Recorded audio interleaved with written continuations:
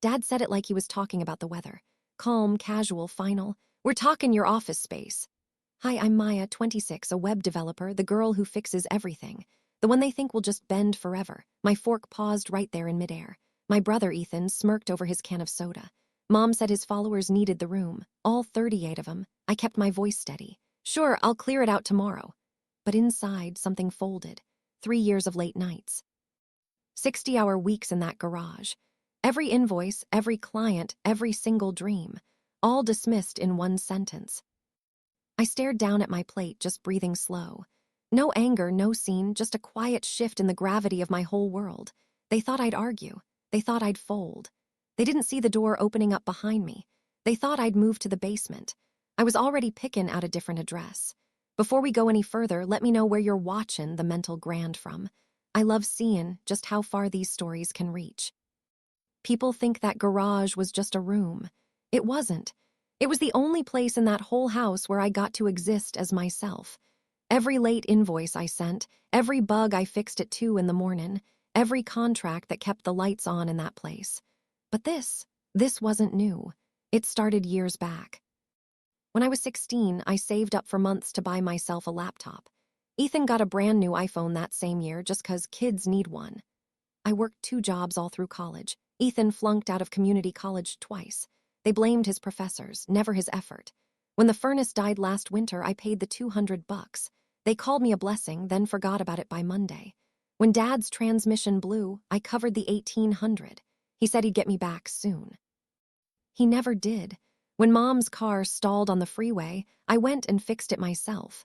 She thanked me with a plate of leftovers. I told myself it was just family. I told myself they needed me, but the truth was a whole lot simpler. I was the kid they expected to hold the roof up. Ethan was the kid they expected to just shine. They celebrated his C-. They shrugged at my dean's list. They made excuses for his chaos. They counted on my stability. Every single time I swallowed the hurt, I told myself it didn't matter. But hurt doesn't just disappear. It waits. It waits through holidays, through late nights, through years of Bane, the reliable one. So by the time Dad said, "We're talking your office," he wasn't just stealing a room. He was confirming something I'd been afraid of for a long, long time. My needs were optional. Ethan's were law, and once you see that truth, you can't unsee it. This wasn't about loss in a garage.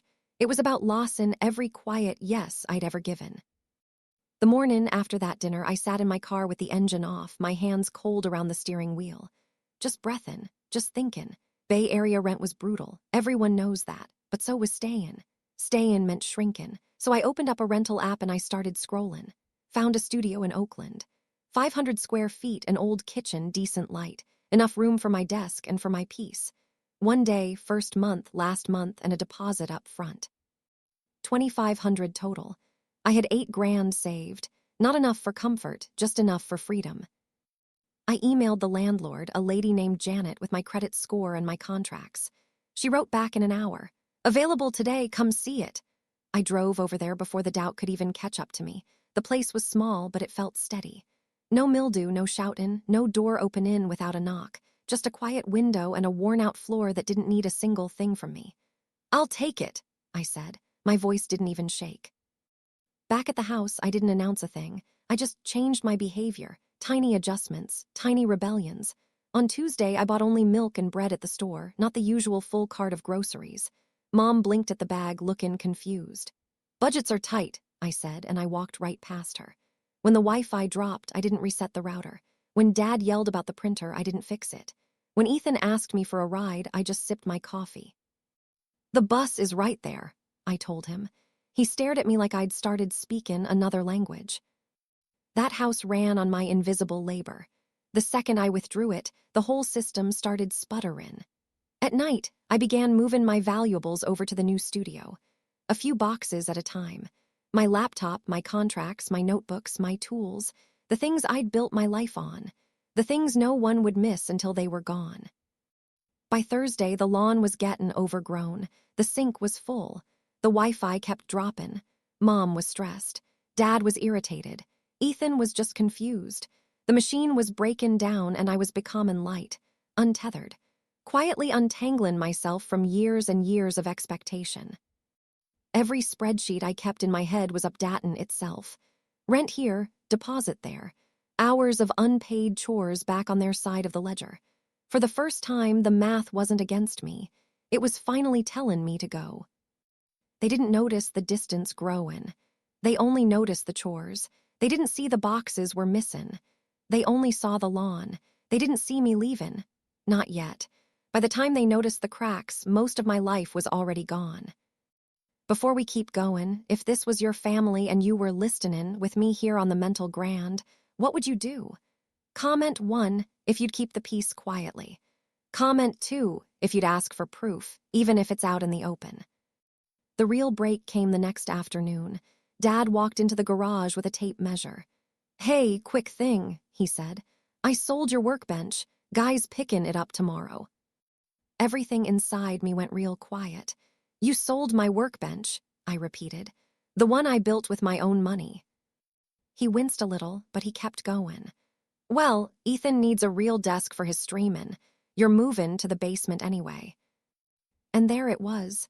Finally honest. My labor, my tools, community property, my needs optional. "You'll get some of it," he added real quick. "I'll give you 100, we'll split it." $100, for my hours and my own 2 hands. "Keep it," I said. "Call it another investment in Ethan's career." The second he left, I grabbed my phone, opened a move-in app, and booked a U-Haul for Saturday morning. One $60 click. That was it. That night, I pulled my suitcase out from under the bed, and I started packing clothes instead of spare routers and cables. "What's going on, Maya?" Dad asked from the doorway. I folded a shirt, then another. "I'm moving out tomorrow." "Movin' where? Why didn't you tell us?" "I signed the lease last week. I'm telling you now." "That's ridiculous," he snapped. "You're overreacting. We're family. You've got space in the basement." Family as a leash, basement as gratitude. I walked right past him to the kitchen. I pulled a sheet of paper from the printer tray and grabbed a marker. Across the top, I wrote, "Maya's contributions last 12 months.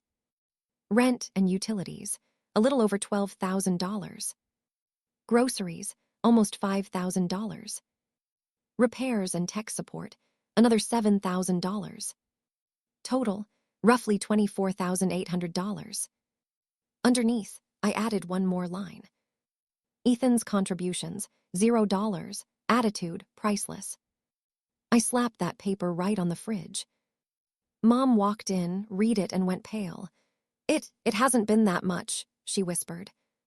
"Check my bank statements," I said. "I kept every single receipt." Dad read it twice, the color drainin' from his face. "The furnace wasn't that expensive," he tried. $2,700, I answered. "You promised to pay me back when things eased up." "I'm not here to fight about money," I said, keepin' my voice quiet. "I'm just done pretendin' this is fair." "What about the internet, the streamin'? Your brother needs it for his channel," Mom asked, her voice gettin' higher. "I canceled the internet yesterday," I said. "My name comes off all the utilities on Monday." Silence just filled up that kitchen. No Wi-Fi, no streamin'.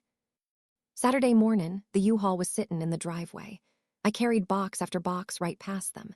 Steady, finished, gone. Mom cried, Dad made accusations.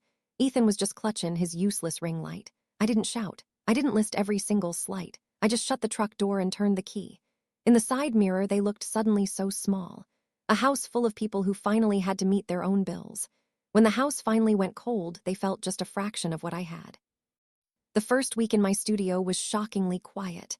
"No, Maya, the Wi-Fi's down." "No, can you look at my car?" "No, your brother needs a ride." It was just my desk by the window, my contracts, my coffee, my life. On day 2, Mom texted about the internet. "It's not working. Did you really cancel it?" I watched the text bubbles appear, then disappear. For once, silence felt like a real answer. Day 3, Dad called. "The hot water heater's mackin' a noise." "YouTube's got tutorials," I told him. "Welcome to home ownership." By day 10, the real call came. "The furnace quit," he said, his voice tight. "It's freezin' in here. We don't have the money for a repairman." Of course they didn't. Their emergency fund had always been me. "What's the error code on the panel?" I asked. He read it off slow. I pulled the manual up on my laptop. "It's the igniter," I said. "Part's about $95. Labor'll cost you more." He went straight to the old script. "Can't you just come fix it?" I looked around my warm, paid-for apartment. My name on every bill. My work on every wall. "I can," I said, "but there are conditions." He went quiet. "Conditions?" "I'll fix it this one time," I said. "After that, we all sit down as a family.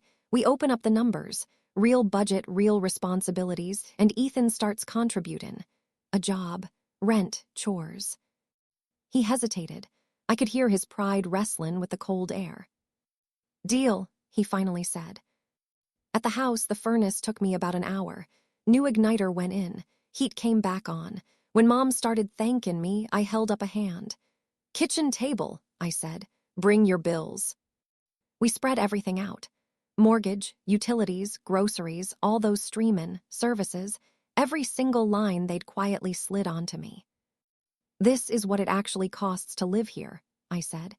"This is how much I've been filling in." Ethan rolled his eyes. "This is so dramatic." "This is math," I replied. I turned to him. "You start paying rent, $250 a month. You get a job within 4 weeks, a real paycheck. You mow the lawn, you learn basic repairs with Dad." "That's not fair," he snapped. "I don't have any money." "That's why people work," I said. "Streamin' is a hobby until it pays bills." I waited for Dad to rescue him, to play the old song. Instead, Dad just rubbed his face. "Your sister's right, Ethan," he said, his voice tired. "Things have to change." The look on Ethan's face was pure betrayal. For once, it wasn't directed at me. I gathered up that stack of printed statements, tapping them into a neat pile. "I'm not cutting off love," I said. "I'm cutting off unlimited access." I stopped baying their safety net and started charging like everyone else. 6 months later, walking into my old house felt like visiting a different planet. The lawn was trimmed. The porch light worked. We had a rule now, once-a-month dinner. No surprise repair requests. No since you're here favors. Mom opened the door, her eyes already looking softer. The kitchen smelled like dinner, not crisis. The sink wasn't overflowing. The little light on the Wi-Fi router was steady green. During dessert, Dad cleared his throat and pulled an envelope from his wallet. Inside was $500 in careful, neat bills. "It's a start," he said. "We will keep paying you back every month. No more when things ease up." Something in my chest just loosened then. Not erased, but finally named. "Ethan got promoted," Mom added, trying to sound casual. "Shift lead at the warehouse." Ethan shrugged, his cheeks turning a little pink. "It's just more work," he muttered. "Barely any more money." "Welcome to adulthood," I said, and there wasn't any venom in it. When the dishwasher groaned right in the middle of its cycle, everyone looked at me. Old reflex. I just stayed right in my chair. Dad turned to Ethan instead. "Can you check on that tomorrow?" Ethan nodded, like he'd been doing it for months. Later that week, my phone buzzed. "Got a bonus," Ethan texted. "Sending $300 for the bike. I was a dick. Sorry." The money hit my account a minute later with a tiny note. For the bike. It wasn't the amount. It was the accountability. I still keep my boundaries. I don't lend money. I don't rush in to rescue. I visit as a daughter now, not as infrastructure. Sometimes the kindest thing you can do is walk away. Not to punish anybody, but to stop protecting people from themselves. Leaving didn't end my family. It ended their habit of living on my back. If this story here on the Mental Grand resonated with you, please hit that like button, share it with someone who might be exhausted, and subscribe to stay for the next one.